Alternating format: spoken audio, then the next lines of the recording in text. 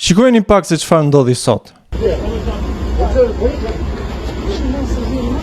Sipas dëshmisë së qytetarëve, ai halabaku me xhupin e kuq dhunoi një pasagjer të moshuar i cili nuk kishte mundësi të paguante biletën, si dhe dikë tjetër i cili doli në mbrojtje të moshuarit. Tani skena të tilla janë bërë tashmë të rëndomta në qytetin tonë të Tiranës, ku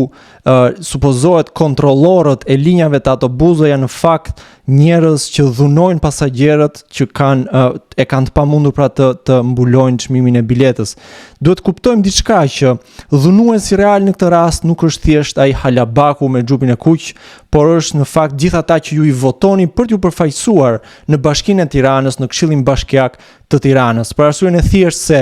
pronarët e këtyre linjave paguajnë, ndajnë parat me kryetarin e bashkisë, me këshilltarët bashkiak, me drejtorët, për të mbajtur monopolin e linjave të autobusëve të transportit publik dhe për të rritur nëpërmjet presionit të vazhdueshëm për të rritur çmimin e biletës, duke ofruar një shërbim tërësisht të pamjaftueshëm dhe të papërshtatshëm për nevojat e qytetit tonë. Pra jemi në rastin tipik ku dhuna strukturore politike manifestohet në dhunë fizike ndaj pasagjerëve. Dhunimi në këtë rast nuk është thjesht shprehje e mllefit për dikë që s'pagoi biletën, është një mesazh që i jepet mbar shoqërisë, gjithë atyre të cilët detyrohen që të përdorin transportin publik, nëse guxojnë të rebelohen ndaj rritjes së çmimit të biletës, ndaj kushteve të papërshtatshme dhe nuk duan të paguajnë biletën, ata dhunohen fizikisht nga njerëz që në vend se të mbanin një uniform që përfaqësonte atë kontrollorin dhe në rastin më të keq kur dikush nuk e paguan dot biletën, ta zbrisnin te stacioni i radhës, siç ndodh në gjithë botën fundja,